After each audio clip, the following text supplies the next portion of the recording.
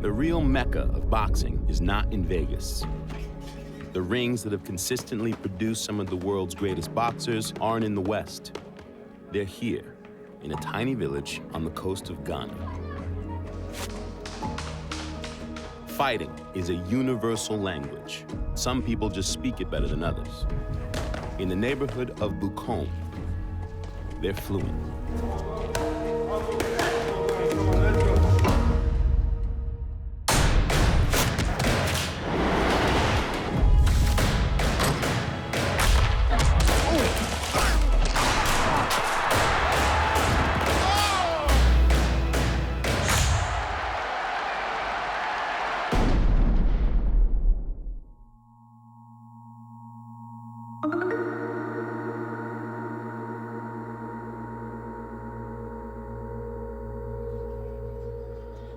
We're in the Gold Coast of Africa, Ghana. We are in the capital city, Accra. This neighborhood is Bukom, the size of about 3 football fields and of 20,000 people. But for some reason, it has turned out countless world champion boxers. There must be something in the water in Bukom. It's hard to comprehend how so many world champions could have come from this one tiny village. We're talking about guys like Joshua Clottey, Alfred Cody, the Professor, Azuma Nelson, arguably the greatest African boxer of all time, and DK Poison, Bukom's first ever world title holder. Would you like to make a prediction? Oh, well, I'm going to win at all costs. DK Poison became the first Ghanaian boxer to win a world title in 1975. And doing so galvanized an entire country of embattled people around a love for boxing and a hope that even their lives could change. He got his start in these dusty courtyards. This is the place. This is the place? Yes, 40 years ago, 74, eh? 40 years ago? 40 years ago. Come here, you see African ring? This is an African ring. You fall ring. down, you break your neck, you know. It will toughen your morale. Yeah. So if you get knocked out then you you get knocked out twice. Then make sure you don't get knocked out. DK might be Ghana's first world title holder, but organized fighting has been around here forever. Long before boxing was made into a professional sport, and long before the British settled this part of the coast, the Ga people had Asafo Atwele, their tradition of group fighting. By the 1920s, Asafo Atwele became a ritual of the past when Edmund Bannerman, a British-educated member of the Ga tribe, returned to the Gold Coast from overseas and brought with him the rules and institution of formalized boxing. To date, Bukom has had a world champion in every decade since the 1970s. But with no new champion yet to emerge in the current decade, the large crop of talented boxers in Bukom continue a fight that's been with them long before they were born.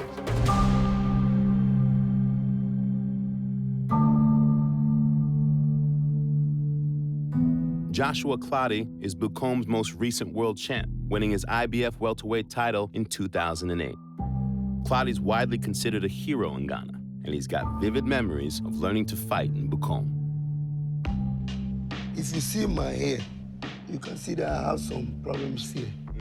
Because I used to wear very small size of shoe. Even if it's hurting, you have to manage it because there is no help from nowhere. Even if you go to most of the gyms, there is no much good punching bag, no good facilities, no speedball, no nothing. It's terrible. But you know one thing for sure, where you belong from Bukom, it's always about fighting. Nobody is scared. We don't scare nothing because at the end of the day, we know that it's all about fighting and about hardship throughout our life. So we'll die. Like this boxing game, if you scare, you already lose. If you don't scare, it makes you more harder, it makes you win. The neighborhood is full of ruddy boxing gyms, if you could even call them that. But what you'll see a lot of here, apart from busted punching bags, are kids. In Bukom, your training to become the world champ starts young. This is Theo and Prince. They're 14 and 12 years old, and they spend just about every free minute they have here, training, preparing for the day when they'll have a shot to make it out of the gym and into the ring. Every day, when I go to the ring, I don't fear anybody. I don't fear punch. If you try, I'll just dodge and give you. When we got here, they looked like kids, and then they put on their wraps and their gloves, and they look like little men. Hey.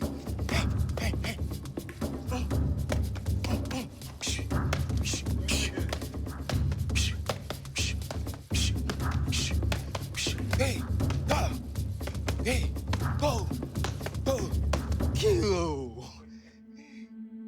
Their intense dedication to training has set Theo and Prince on a path.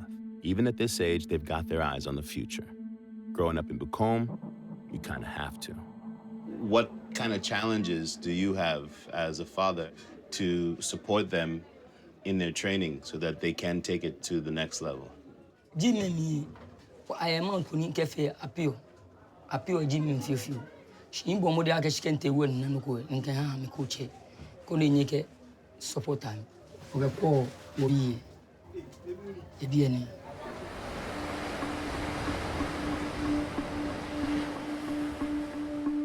Theo and Prince's father is Felix Amarke, and like most men in Bukom, Felix is a fisherman. For the Ga people, fishing is a way of life. Outside of boxing, it's the life and the only economy here. So growing up, a job in the Jamestown Fish Harbor is to be expected. And the young men here know that their future holds two options. They can either fish or fight. It is Saturday night in Bukom. We watched them set up this ring in the middle of an intersection where cars usually drive. There's essentially a scout who scouts young talent. Kids sign up, and they let them have at it.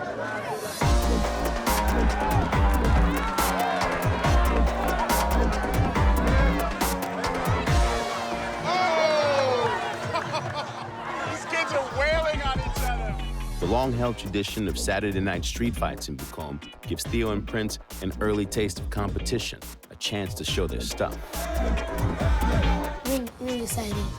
But no guy see agale bagaji. Ni putele gashi bo jebo go jibo. Bo oko baba je wasa me get you no second sound. Get bo wo tell second sound. Baba to me do there. Jebo go am.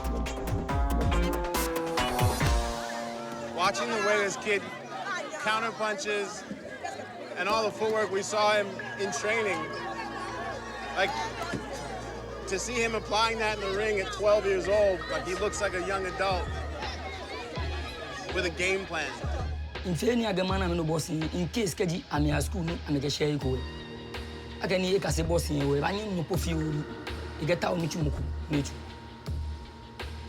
Was a man Quen. Nanga Quad. Okay, I'm buying a from the pony, and the agent and Bapu, or do I get me a Punicula and Majim, who came and commission.